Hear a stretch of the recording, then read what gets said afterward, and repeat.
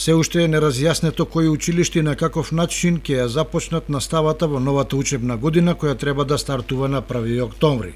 Во неизвестност избунети се и одговорните и наставниот кадар во училиштата, а најмногу учениците и родителите, бидејќи пред сите нив е нов предизвик со многу непознати.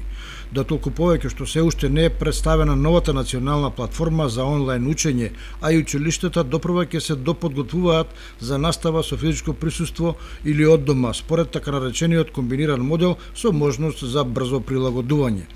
Тоа што до денеска вкупно 36 училишта поднеле барање за настава со физичко присуство, меѓу кои 21 од основното образование и 15 од средно,